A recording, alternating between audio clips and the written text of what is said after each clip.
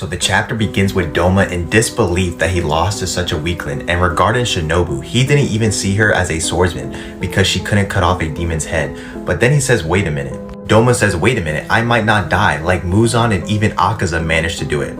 He's talking about regrowing your head after it's been cut off, but then he says, I can't even feel my body, I'm so pathetic. So yes, Doma could not regrow his head like Akaza, but this is due to the fact that he was heavily poisoned. He then accepts that he's gonna die, but feels absolutely nothing, and he says he's always been this way. We then learn that Doma's dad used to cheat on his wife regularly, so his wife stabbed him to death and then stabbed herself to death.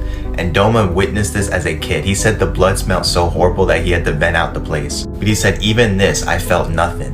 And then he was turned into a demon by Muzan. And still, over those hundreds of years, he felt absolutely nothing. However, then we see Shinobu holding Doma's head in the afterlife. And she's like, yeah, now that you're dead, I can pass on. Shinobu says to shut up, I don't want to talk to you, you're utterly disgusting. But Doma says the power of the poison was amazing, I couldn't even feel it in my body. And she says, yeah, of course it worked, I made it. Shinobu then says that Muzan is still around, but she's confident that one of her allies will finish the job. Then all of a sudden, in the afterlife, Doma says it's like my empty heart is beating, just started beating. And he thinks he's in love with Shinobu, and he asks, yo, Shinobu, if hell actually does exist, which obviously it does now, would you want to come to hell with me? Then Shinobu with a smile says, go F yourself in hell. We then see Inosuke remember his mom one last time. Of course, he's saddened, same with Kanao. She starts to apologize that she failed her sister. But we then see her two older sisters touch her head. They're looking after her in the afterlife.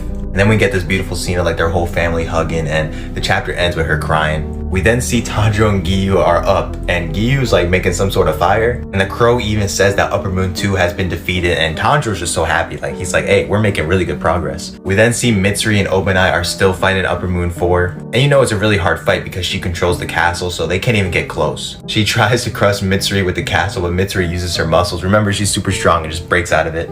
Obanai is about to get close, but she just once again makes a gap between them, so it's so hard to get close. Then see Gyome and Muchiro, but Muchiro gets separated. And where does he end up? Right in front of Kokoshibo. So stay tuned, Kokoshibo has finally made his appearance and it's about to get wild.